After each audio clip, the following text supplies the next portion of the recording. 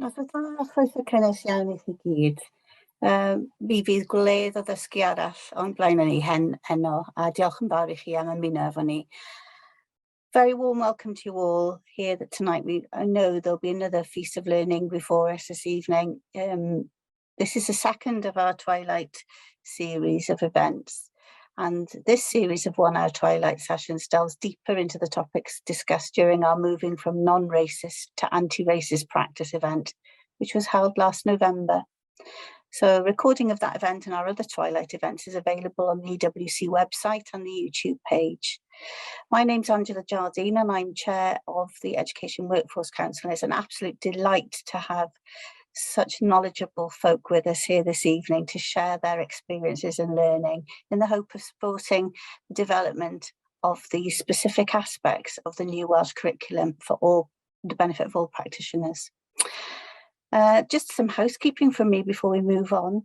Cameras and microphones are going to be off for you all this evening, but we can hold a question and answer after the presentations. And to ask a question in Gymraeg and in Saesneg, please use the chat bar function. You can also use a chat bar to engage with others in the event as well throughout. If you lose connection at any time, it's possible to just rejoin with the original link and you should come straight back in. So the event's being recorded, you will see that on your screens and this will be available on the EWC website and social media channels within the next few weeks for you to use when you go back to your settings, to discuss with colleagues and to dip in and out of, to support yourselves as you get back to work. We are using social media as part of this evening's event, so please, if possible, follow us and share our messages.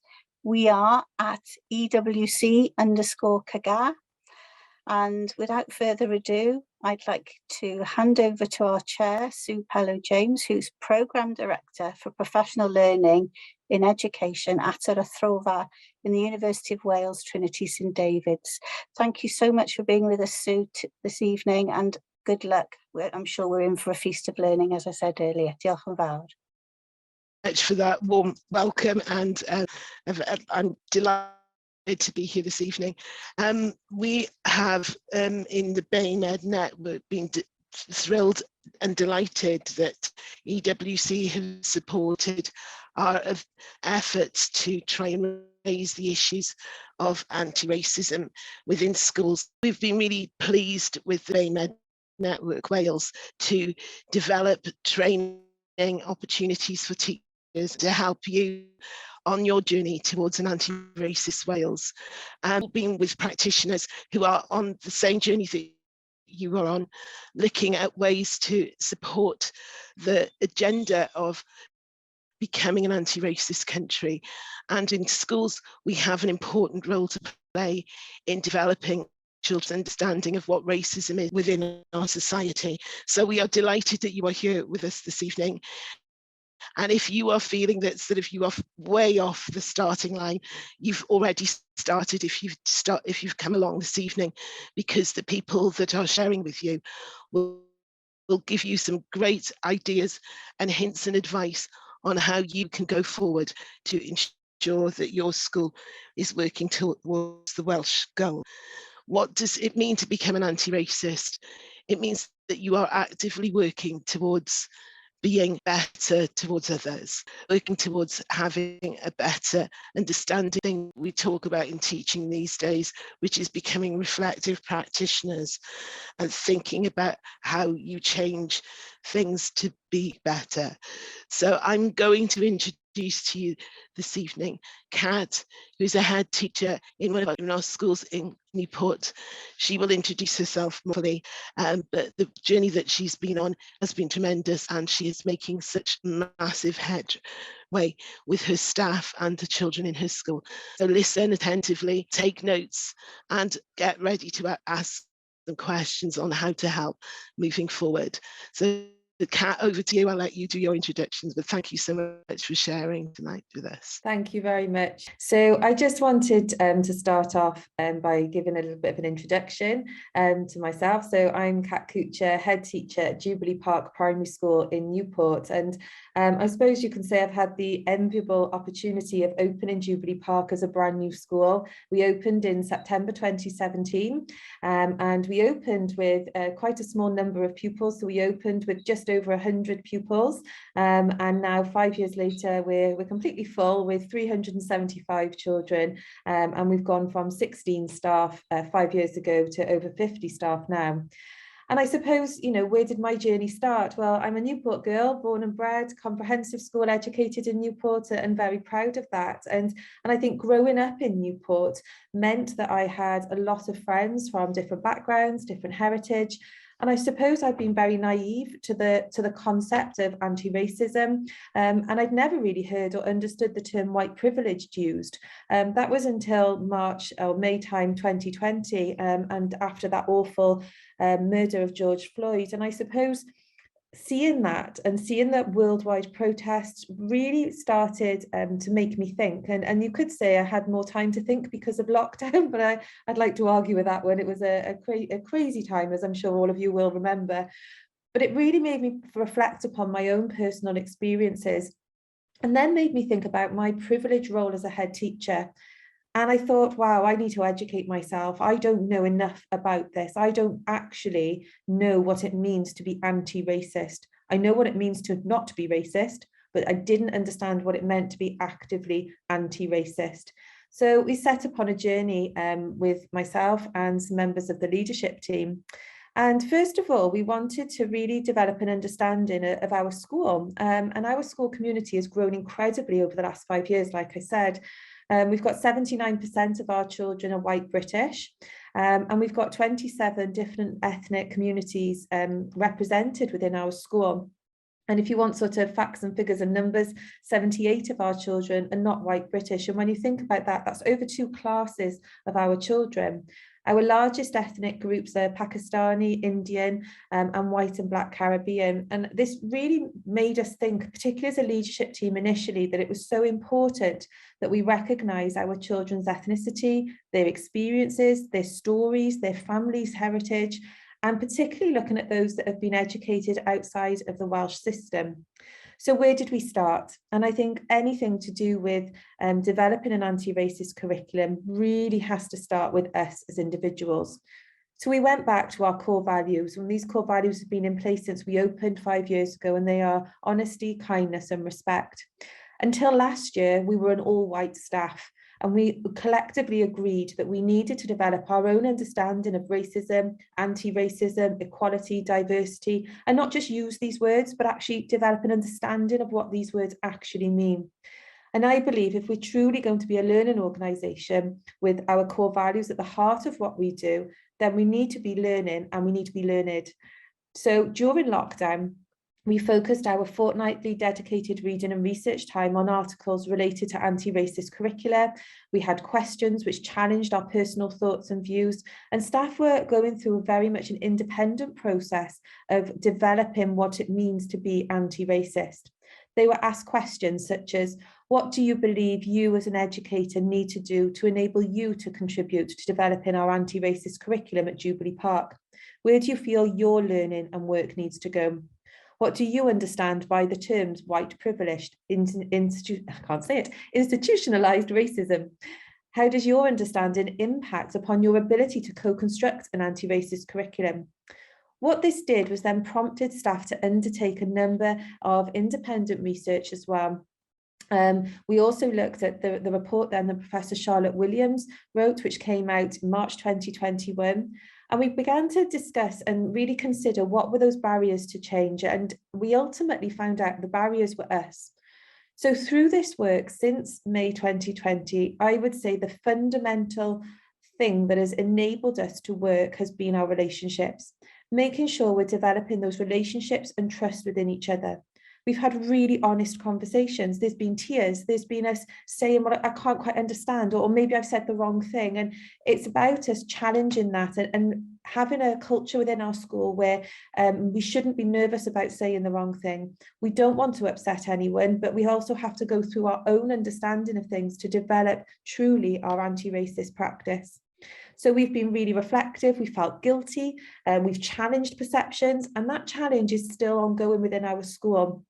And it's something that I would say has really developed, particularly with our professional learning and development.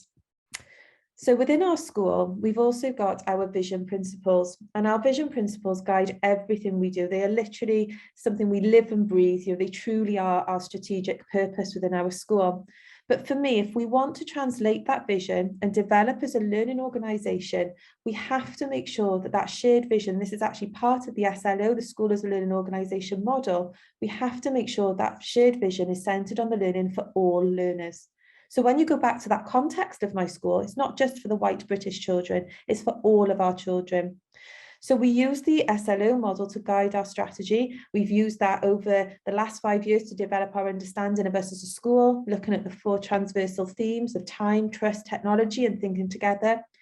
But since May 2020, we've really looked at the SLO model and discussed between ourselves and with our staff and our governors of how do we actually build those relationships for learning and enable us to go on that journey towards an anti-racist curriculum. If we're developing our vision principles for all our children and our community, then we have to create what we call our enabling and encouraging environment. I think one of the comments that I always make when I talk is that this is not about a product. This is not about us having a shiny badge to say, yes, we're anti-racist, or we've got a wonderful anti-racist curriculum. This is about an ongoing process of knowing and understanding, of challenging and of learning. And I believe you can't do this unless it starts with leadership and it starts with head teachers. And it's really about that strategy and planning that's involved. Our ambition is part of our school improvement plan. It drives what we do in terms of developing our anti-racist approach. And for me, we have to look at that national policy. You know, we've got the report from Charlotte Williams, we've got the SLO model, we've got a new curriculum, we've got so many Welsh policies and new things happening in education. And as head teacher, I believe we should be taking that, using it to influence our leadership and our school level culture, because ultimately culture drives behaviour and behaviour drives action. And if we really want to develop that collective action, we need to be focused together on developing that anti-racist curriculum. So what we didn't do was go hell for leather straight into let's see what happens in the classroom, because as teachers, as professionals, that's what we always want to do. We always go straight to activity. What can we do with the children? What resources can we get? And actually we took a step back. And Sue talked earlier about, you know, the time, and I think that's something that we've really spent a lot of time doing. Professional learning and development has been the backbone of our journey as a school. And for me, it's about providing that time for staff to talk, to learn, to collaborate, and to co-construct our anti-racist curriculum. We recognise that it's important that each individual within our school understands the terms prejudice and discrimination. We actively engage in reading to understand both the psychological terms, but also those processes and theories of prejudice and discrimination. And we feel it's really crucial to be informed as practitioners, not to rush to develop, like I said, those classroom level activities, which quite easily could become ill-informed and inconsistent. We recognise as a school that there's a stark need for all staff to educate and challenge their own understanding. Most recently, we've had professional learning and development looking at keywords such as positionality, intersectionality, decolonising. We've looked at the wheel of power and privilege, and that was such an eye-opener for our staff. We've had specific professional learning and development from outside agencies, and I can't speak highly enough of Show Racism the Red Card and the work that they do. They've had workshops with our children, for our staff, for our parents, and for our governors. We've also engaged in reading a wide variety of texts. We've watched TV programmes. Again, I would thoroughly recommend a Channel 4 programme called The School That Tried to End Racism. We've watched that collectively as staff and discussed those key things that really impacted upon us personally. We reflect, we make change, and we consider impact. And I think, again, that's an important part of this process. This term, every member of staff is reading Empire Land together, and again having personal reflection once every fortnight on that book. I've even had 2 members of staff this year who have chosen to focus on challenging their own white privilege and develop their understanding of anti-racism through some independent research that they're doing. So we use our professional learning and development to challenge ourselves and to ensure we remain true to our vision principles. We can't say we're igniting a passion for learning and growing together with the community and creating conditions to thrive if we're not actually learning about our community, learning about anti-racism and decolonising our curriculum. And then the other phase we've gone through in terms of development has been our environment. And I don't just mean classroom environments, I mean our whole school environment. It's really important to recognise that children learn from everything around them, the people, the environment, atmosphere, routines. So we need to ensure we're unbiased in our approach, because children will pick up on that if we're not. And we have to make sure we're providing that equality of our experiences and opportunities. In terms of our curriculum design, we've done a wide variety of work in terms of our curriculum design, and we've been working towards Curriculum for Wales over the last 5 years. And in part of that development, it's been understanding how we develop race conversations with our staff, how we develop that decolonising of our curriculum, looking at our curriculum through an equality and diversity lens. All of these things have really helped us to grow and develop our understanding as staff. I'm sure all of you here are aware of the 4 purposes. September 2022 is fast approaching. And like I said, we've been developing Curriculum for Wales in our school over the last 5 years since we opened. We have our own bespoke Thrive curriculum. And the development of that has been a real iterative process. And I think the reading and research that we've done alongside developing our anti-racist curriculum has completely complemented our Thrive curriculum. We haven't got a Thrive curriculum that sits over here and an anti-racist curriculum that sits over here. It's everything that we're about, and it's grown piece by piece. Now, this is really hard work. And like Sue said, if you're just at the start of your journey, this is not meant to scare. It's not meant to, send panic and quickly let's do all these things. It's about making sure that you develop key things as part of your journey. We've taken, I suppose, our curriculum, and I've put my trust and my faith in our staff. They have the agency to develop what they feel is right for their children. But ultimately, if we want our children to be ethically informed citizens of Wales and the world, as one of our 4 purposes say, by the age of 16, then we have to ensure that our curriculum is being decolonised and it is working towards that anti-racist approach. To me, our anti-racist curriculum journey is not just because it is part of one of the 4 purposes. I really believe that there is a massive work to do in society, and as educators, we play a huge role in that. And for me, this is part of our learning journey. So like I said, I talk a lot in terms of our lenses, and I suppose our journey into how we translate what we're learning into action across our school has been with our Thrive curriculum. So what does this look like in practice? And I think, first of all, you've got to look at, as a school, what we did do. And as a school, we've always engaged in lots of multicultural activities. We've had opportunities to understand that correct knowledge about racial groups and how we prevent racism. But actually, if I reflect honestly, a lot of that has been one-off.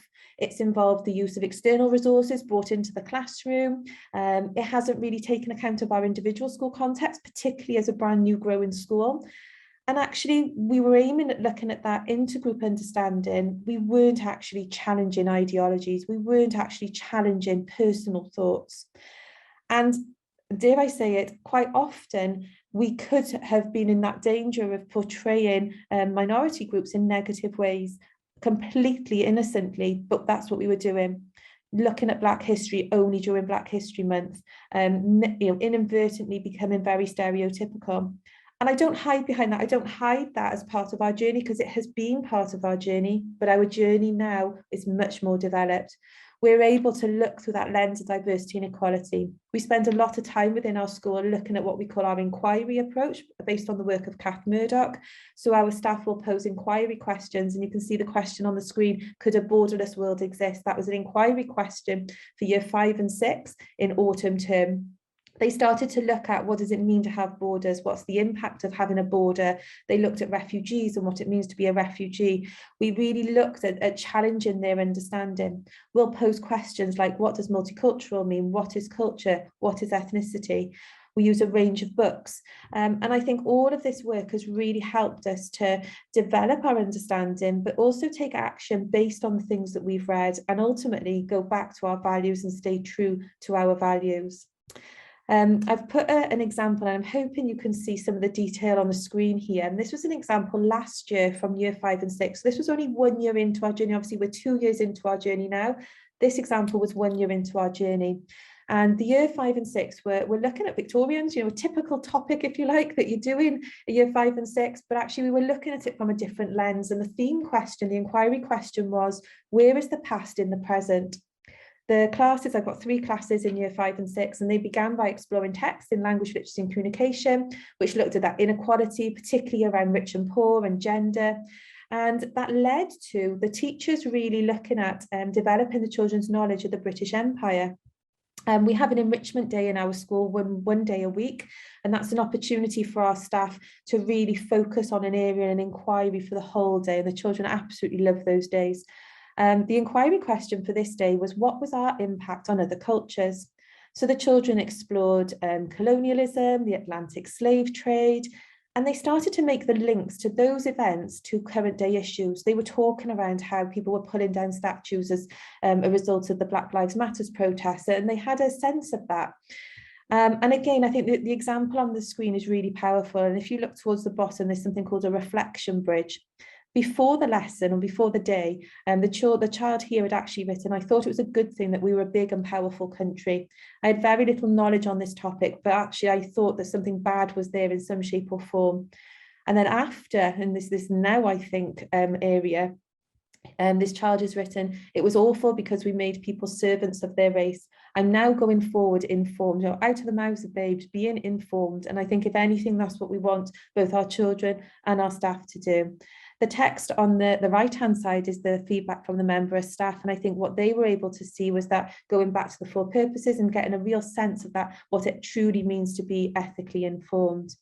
Again, that's just one snapshot. I could talk all evening about the different examples in our school, but what we're really trying to do is that notion of decolonising our curriculum, and also that notion of challenging children's thinking. We've also spent a lot of time looking at representation across our school. Representation really matters, ensuring our resources reflect our community and our society at large, and not just having things that reflect those individual children that are in your school, but also looking wider across that community. We initially conducted an environment learning walk where we went around as leaders within the school and really looked at, what does our environment say? Does it just say white British, or is it saying everybody is welcome in our school? Is it recognising what we're about as a school? We invested in a large number of texts, and every class is bursting at the seams with books, and books from a range of authors as well. And again, that's an ongoing development for us as a school. Even last week, we had a new delivery of dolls, and one of our children, who is white, black, African, got hold of this doll and just literally would not let it go. She was a year 1 child. And she kept saying, I've never seen a doll like me. And you may smile at that, but actually that's really heartbreaking. And we should have these in all of our schools. And so we were spending a lot of time really thinking about that representation. And I suppose my lasting remark on that is, never underestimate the impact of your school environment. So just to finish, and this is a bit of a whistle-stop tour, and I'm sure you've all heard of the word Cynefin. It is one of my favourite words.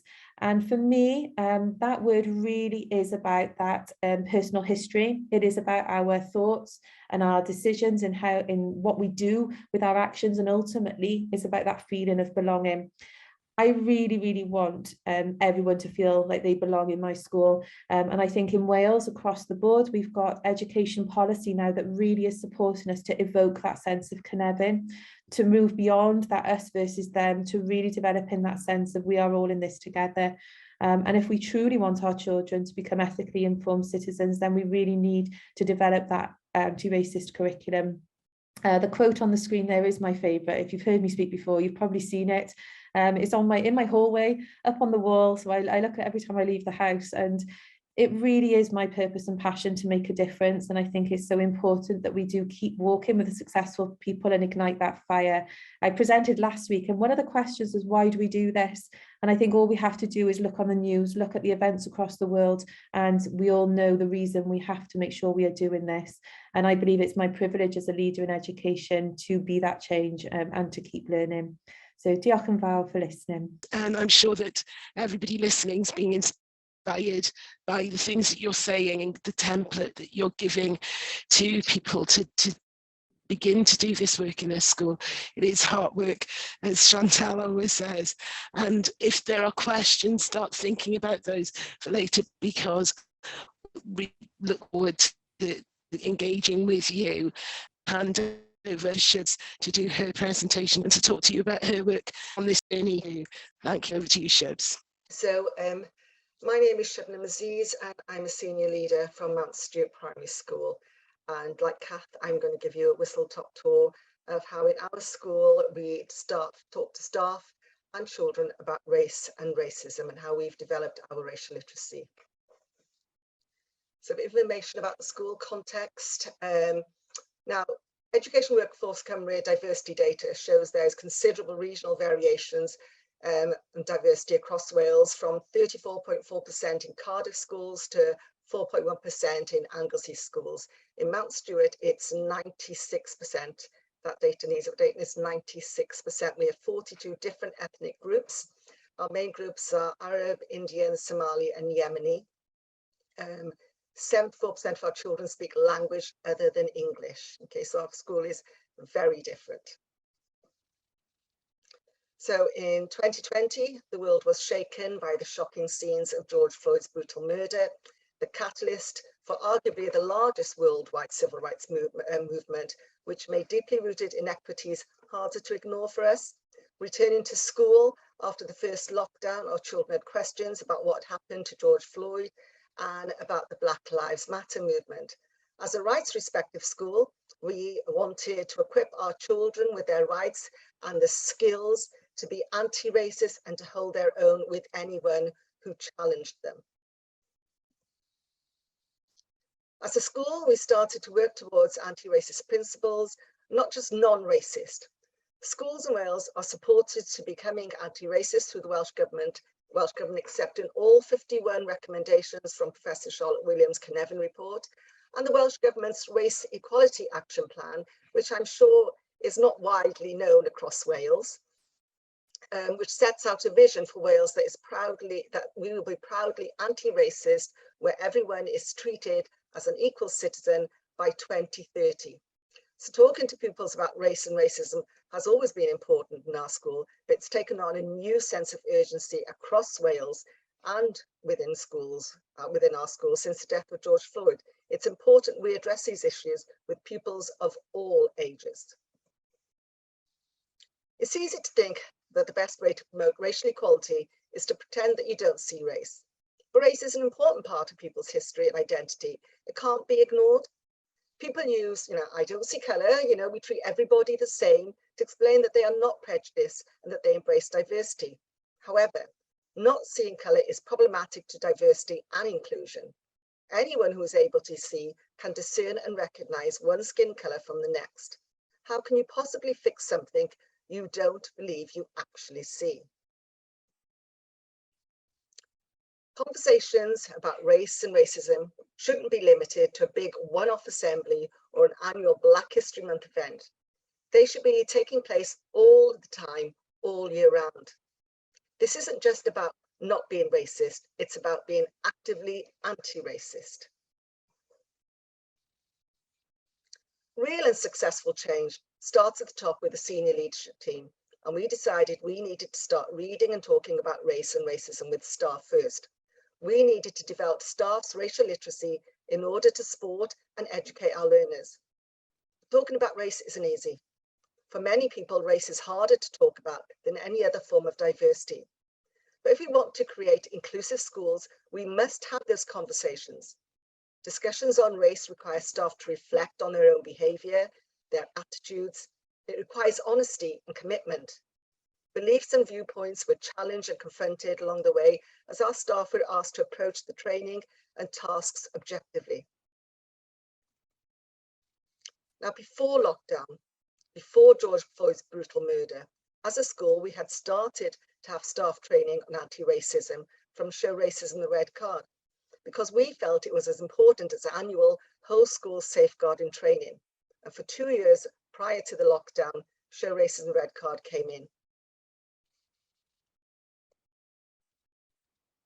But we'd got to the point where we felt we now needed more training for our staff from other organisations.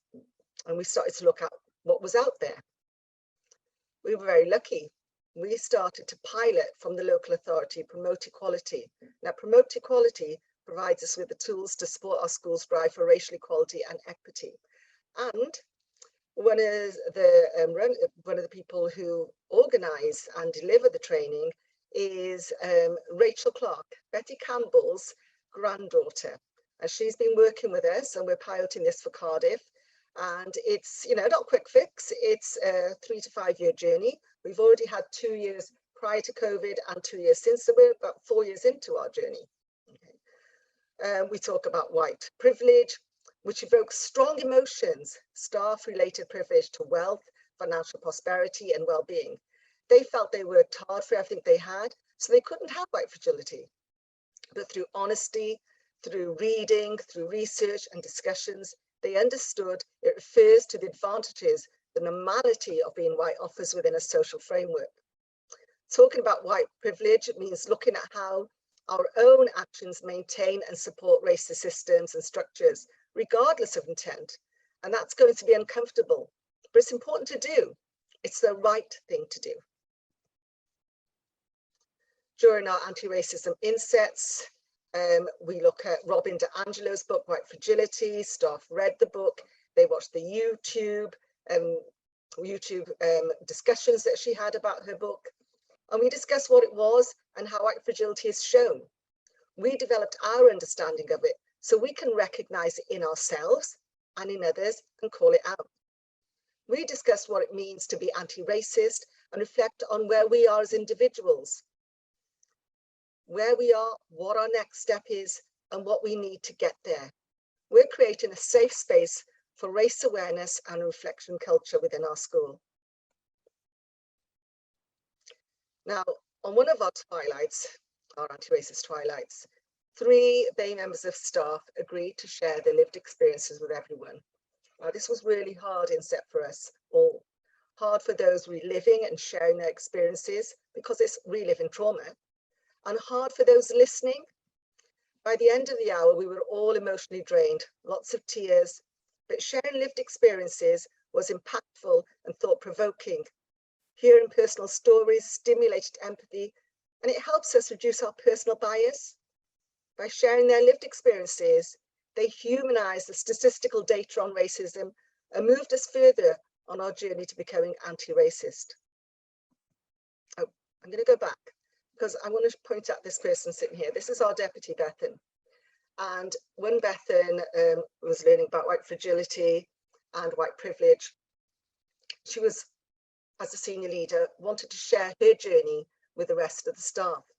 So she put together a podcast, okay, so that she could let the staff know how she felt, how she'd reflected, what she found out, what she was going to do to move forward. She wanted to lead the way, and as senior leaders, we need to do that.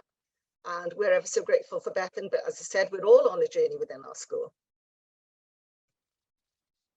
So in Mount Stewart, we teach children that it's okay to talk about race. We help them to understand, respect, and appreciate the differences between people. Now, we live in a culture where many of the easiest books and resources to access do not showcase and celebrate diversity.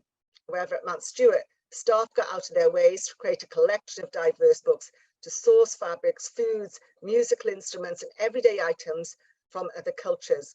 Even in a school, if a school doesn't have children from different racial and cultural backgrounds, this is still very important for all schools.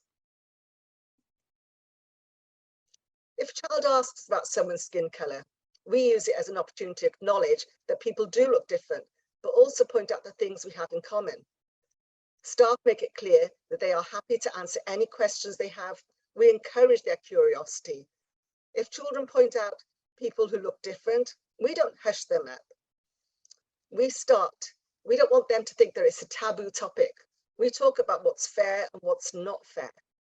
Now, I've got to say the children in my school think that all schools are like theirs. And when we go out and they see mainly white children coming from a school with just a few children from different ethnic minority backgrounds, they want to know why. So we have those conversations about, in the Butte Town, in our school in Butte Town, we are the oldest diverse community in Europe, and how we became to become the oldest diverse community in Europe. And we do this through our Mehefin topic, firstly. We provide opportunities for learners to recognise and celebrate their own heritage and the multi-ethnic heritage of their community within Wales.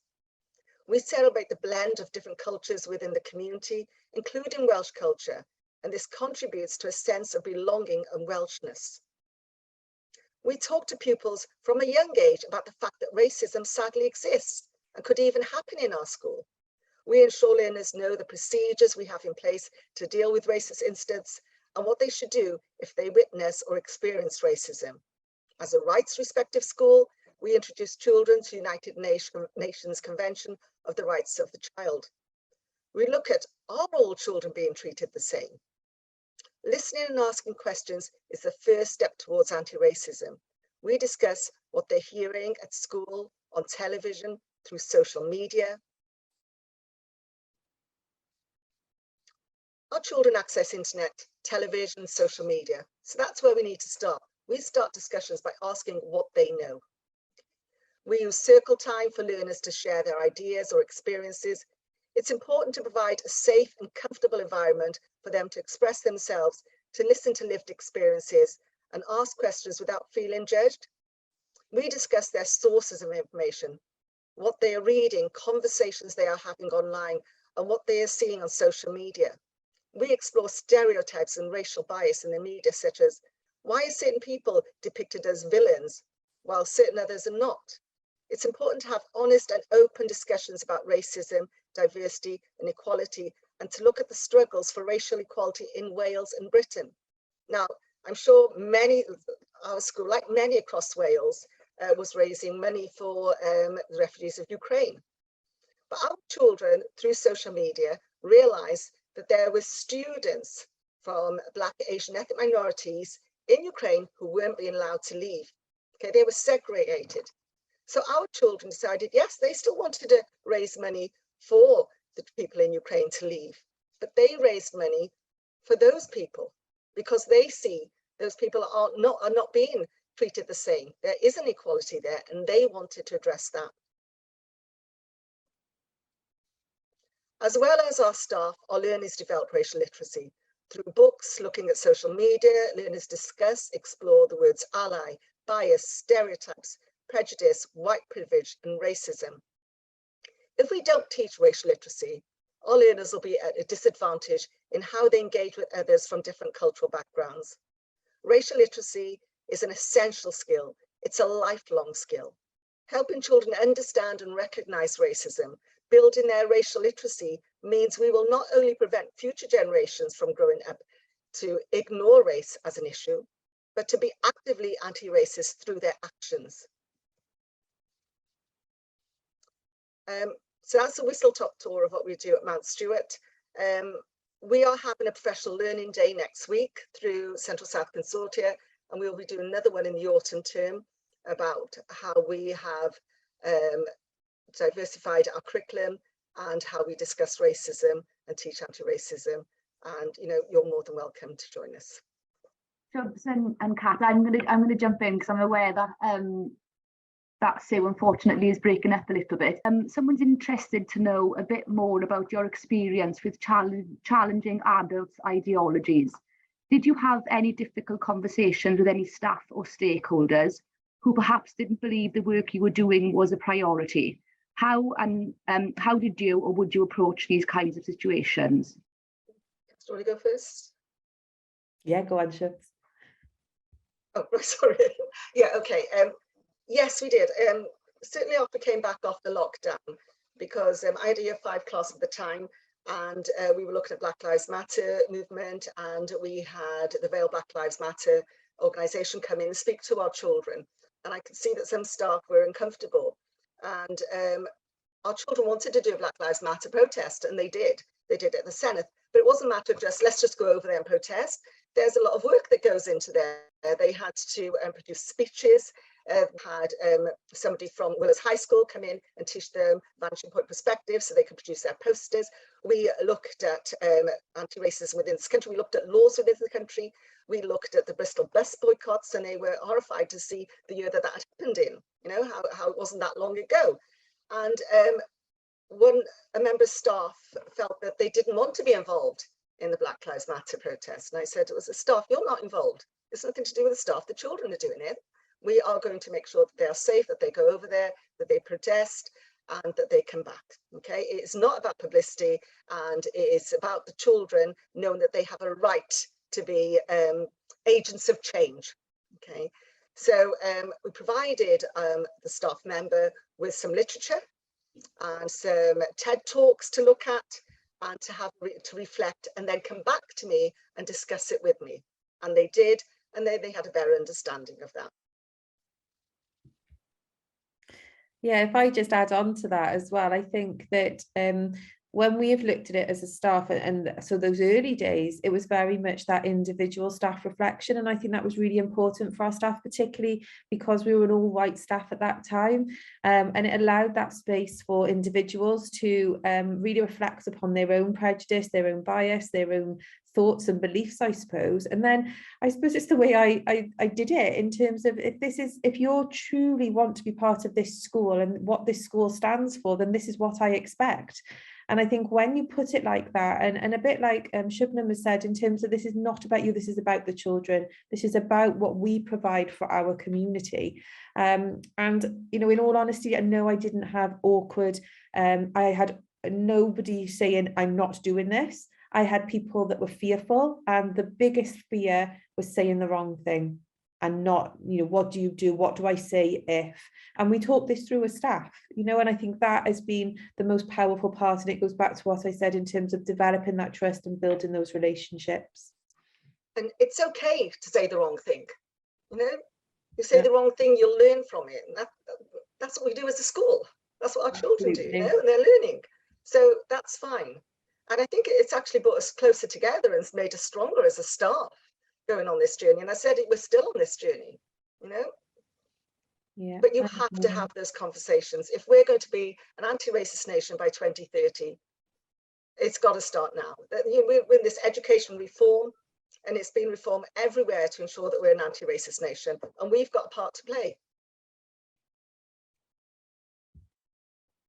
Thanks both. The next question we have then, how are parents engaging with the racial education that is being taught in your schools?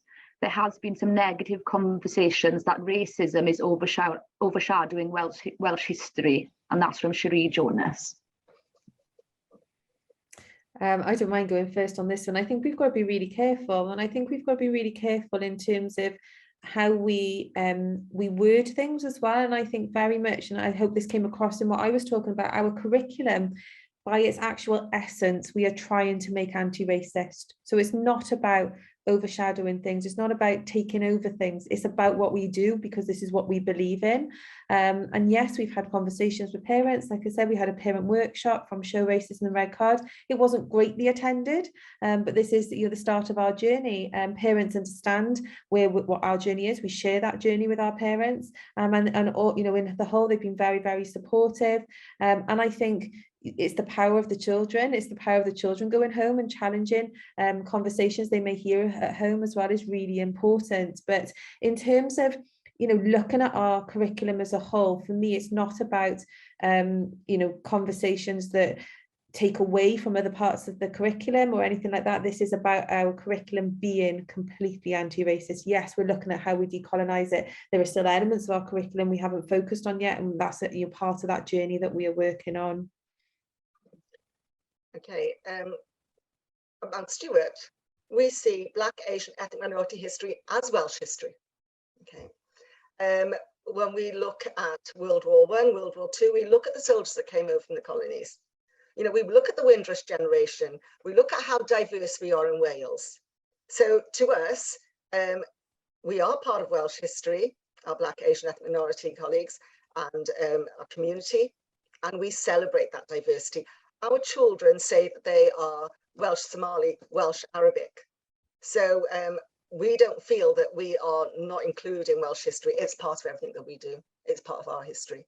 And actually, Estyn came in and they did a review and they endorsed the fact that our children do learn about Welsh history through looking at their own history, through looking at Wales, and through looking at Bhutan. Thanks, Shubna.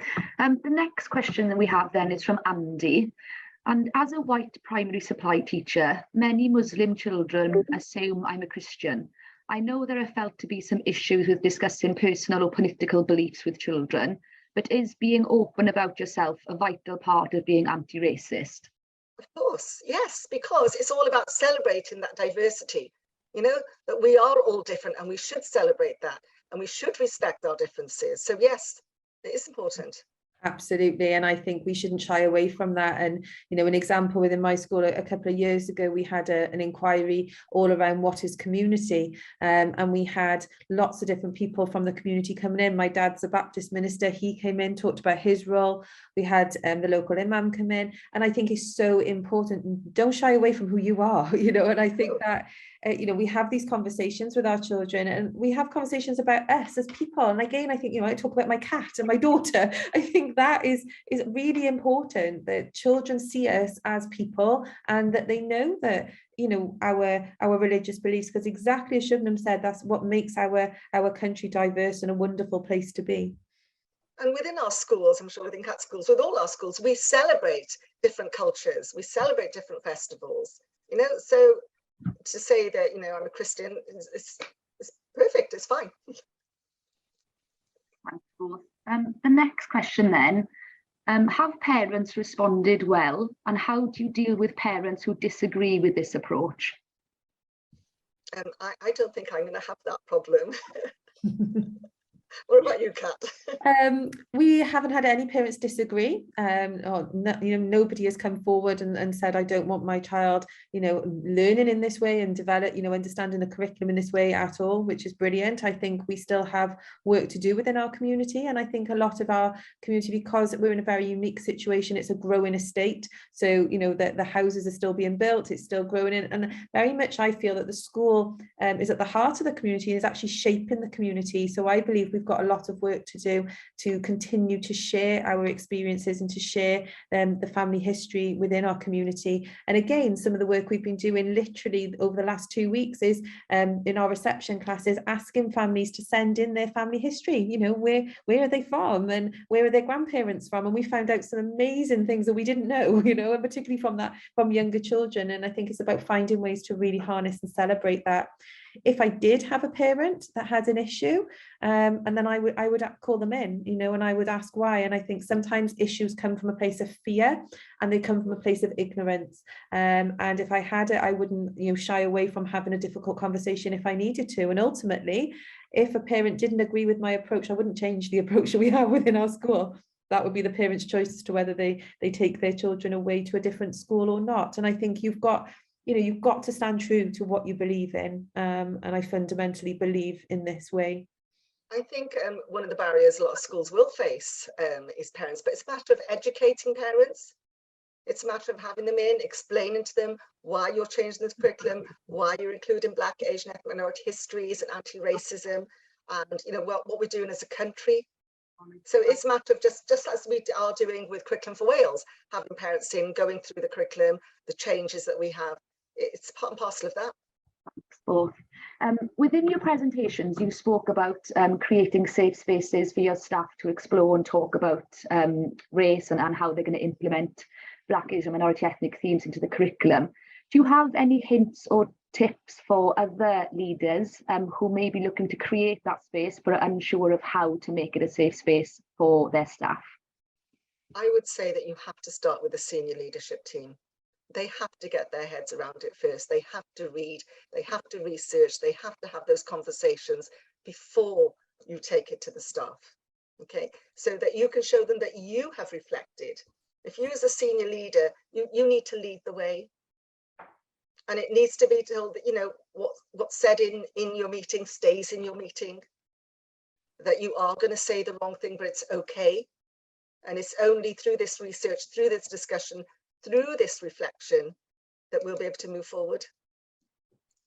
Yeah, I completely agree. It has to, and you know, if you're a head teacher, it starts with you as the head teacher as well. And I think it's about putting that hard work in and doing the reading and trying to, you know, think about what it means to you as an individual, and then what it can mean to your school community. I think some of the book, one of the books that Siwrnai mentioned, you know, is a fantastic book to read.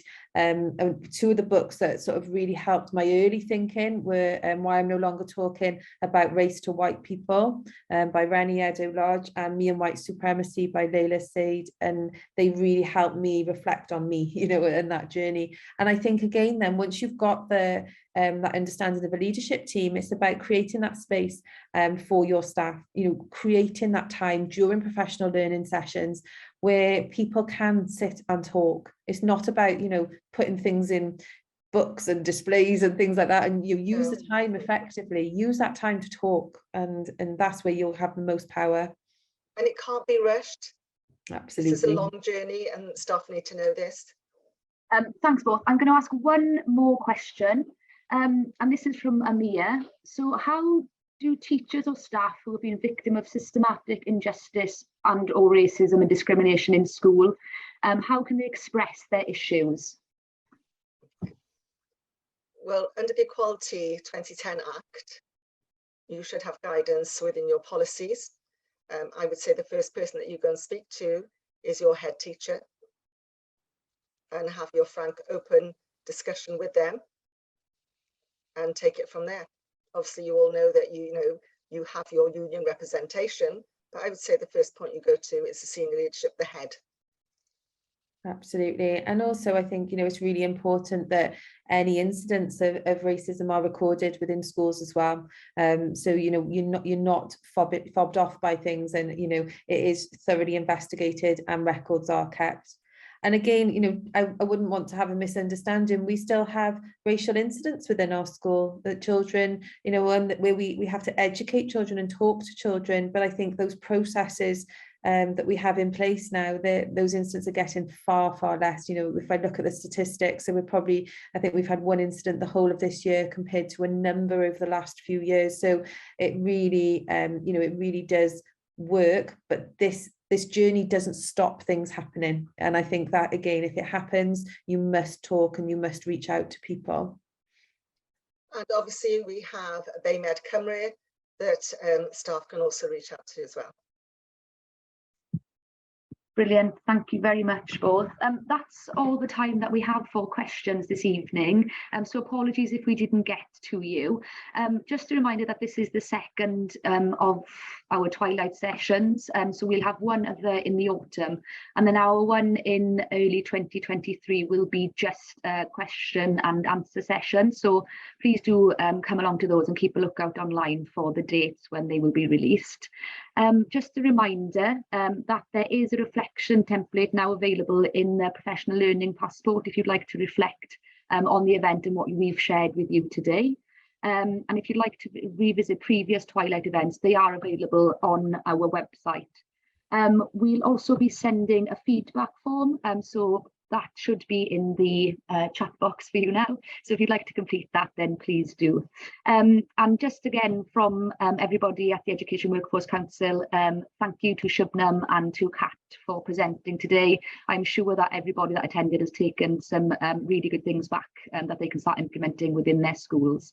And thank you all for attending, and we hope to see you all soon.